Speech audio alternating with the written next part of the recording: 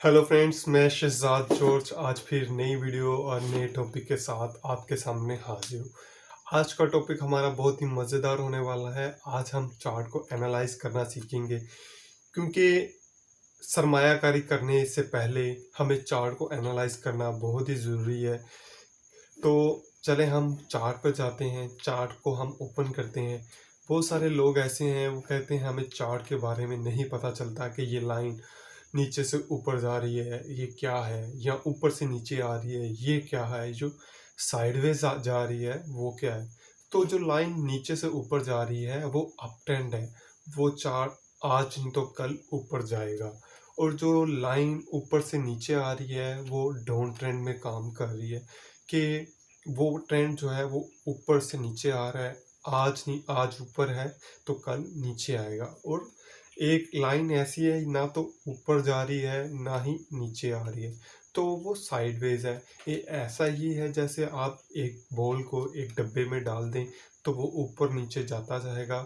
तो मैं आपको यही बोलूँगा कि आप ऐसे चार्ट में काम ना करें, क्योंकि अगर आप उसमें काम करेंगे तो यकीनन आपको लॉस ही मिलेगा।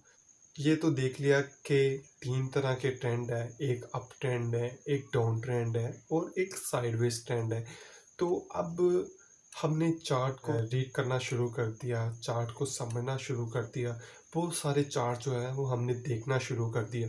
तो अब हम चार्ट की मजबूती देखेंगे कि कौन से चार्ट पे हमें काम करना चाहिए, किस शेयर का चार्ट जो है वो बहुत ही अच्छा है, उसमें हम बाइंग करेंगे। अब बहुत सारे चार्ट हमने देखे जो अप ट्रेंड है, उनमें से कुछ चार्ट ऐसे हैं जो बहुत ही ज़्यादा जल्दी ऊपर जाते हैं, नीचे जाते हैं, ऊपर जाते हैं, नीचे आते हैं, ऊपर जाते हैं, नीचे आते हैं। तो ऐसे चार्ट को छोड़ दें, क्योंकि जो कमज़ोर दिल के लोग हैं वो उसमें काम नहीं कर सकते। तो आप ऐसा चार्ट देखें जो बहुत तेज़ी से ऊपर जा रहा है और सीधा ऊपर जा रहा है, और उसमें नीचे आने की या ऊपर जाने की तेज़ी नहीं है। तो जब हमने चार्ट की तेज़ी को देख लिया कि जो चार्ट ऊपर जा रहा है, तो अब हम चार्ट की स्पीड को देखेंगे, उस लाइन की स्पीड को देखेंगे। क्योंकि बहुत सारी लाइन जो होती है वो तो ऊपर तो जा रही होती है। एक एक 20% का रिटर्न देता है चार्ट, एक 40% का सालाना रिटर्न दे रहा है और एक चार्ट 80% का रिटर्न दे रहा है। तो अब क्योंकि हमारे पास पैसे की बहुत ज़्यादा शॉर्टेज होती है, तो हमने अपनी इन्वेस्टमेंट के हिसाब से काम करना होता है। अगर हम एक चार्ट को छोड़ते हैं, एक शेयर को हम छोड़ देते हैं, तो दूसरे शेयर को बाइंग करना होता है। तो हमें देखना होगा कि कौन सा हमें शेयर जो है वो ज़्यादा रिटर्न दे रहा है। तो अब हम ये भी देख लिया कि चार्ट की स्पीड क्या है और चार्ट कौन सा चार्ट जो है वो हमें अच्छा रिटर्न दे सकता है। तो नेक्स्ट जो है वो हमें रिस्क अवॉइड ज़रूर देखना होगा, क्योंकि एंट्री से पहले हमें अपना रिस्क अवॉइड डिसाइड करना होगा। अगर मैं किसी शेयर में 100 रुपये इन्वेस्ट कर रहा हूँ, तो हमें मुझे कम से कम 300 रुपये का रिटर्न मिलना चाहिए।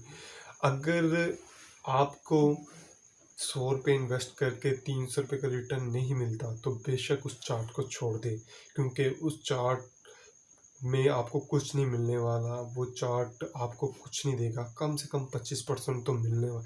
तो मैक्सिमम जो है वो आपको अपना स्टॉप लॉस रखना होगा। अब स्टॉप लॉस क्या है? एक हार्ड स्टॉक जो है वो करेक्शन के बाद, एक डाउन ट्रेंड में जाने के बाद, जिस जगह से वो दोबारा ऊपर का सफ़र शुरू करता है, उस जगह को जो जहाँ से स्टॉक ने सपोर्ट लिया होता है और जहाँ से वो ऊपर की तरफ दोबारा सफ़र करता है, उसको हम अपना स्टॉप लेवल कहेंगे।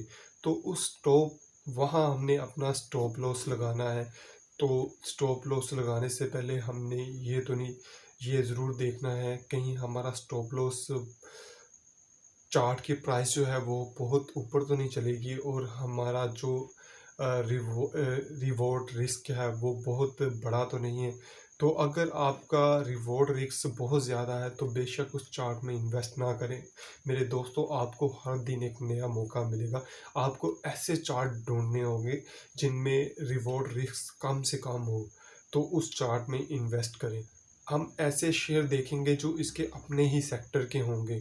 तो हम ये देखेंगे कि कहीं जब इंडेक्स बढ़ रहा है तो ये शेयर कितने परसेंट बढ़ता है, क्या ये शेयर 2% तो नहीं बढ़ रहा और दूसरे शेयर जो है वो 4-4% बढ़ रहे हैं। और जब इंडेक्स नीचे को आ रहा है, तो अगर इंडेक्स से 1% नीचे आता है तो क्या ये 2% तो नहीं नीचे आ रहा। तो ऐसी चीज़ें हमें देखना होगा, क्योंकि अगर हम इसके क्या इसके स्टॉक के जो सेक्टर के स्टॉक हैं वो इससे बेहतर परफॉर्म कर रहे हैं, तो मेरे दोस्तों ये चीज़ें जो हैं वो बहुत ही हमें गौर से देखनी होगी। और इसके बाद जब हमने अपना रेलिवेंट सेक्टर भी देख लिए, तो हमने अब एक और जो चीज़ देखनी है, क्योंकि उस शॉर्ट शेयर में हम देख रहे हैं कि बहुत ही तेज़ी से जो है वो काम हो रहा है और हर दिन जो है वो पॉजिटिव पॉजिटिव हो रहा है और हर दिन वो शेयर बढ़ रहा है। तो ये भी हमने देखना है, कहीं डिस्ट्रीब्यूशन तो नहीं हो रही, क्या वो शेयर मैच्योर तो नहीं होने वाला, क्या वो अपने टॉप पर तो नहीं चला गया, वहाँ से वो दोबारा नीचे तो नहीं आने वाला। हाँ मेरे दोस्तों, ये चीज़ देखना बहुत ज़रूरी है, कहीं हम टॉप पे तो नहीं खरीद रहे, क्या हमें माल तो नहीं दिया जा रहा, क्या ऐसा ना हो जब हम जैसे ही हम माल खरीदें तो वो शेयर वैसे ही नीचे आना शुरू हो जाए। तो ये बात भी देखना ज़रूरी है। तो इसके बाद हम जो है वो हमने अपना एक व्यू बना लिया और अब हमने एंट्री करनी है। तो एंट्री करने के लिए चार्ट हमें बता रहा है कि इस पॉइंट पे हमने खरीदना है, ना कि स्टॉक हमें बताए कि आप मुझे इस प्राइस पे लो। तो हमने अपने प्राइस को टारगेट करना है, हमने अपना एक पॉइंट बनाना है कि हमने इस पॉइंट पे जो है वो इस स्टॉक में एंटर होना है। और अपना एंट्री के बाद हमने स्टॉप लॉस लगा लेना है। और स्टॉप लॉस जो है वो अगर हिट हो जाता है तो हमें उसे बेच दे देना है।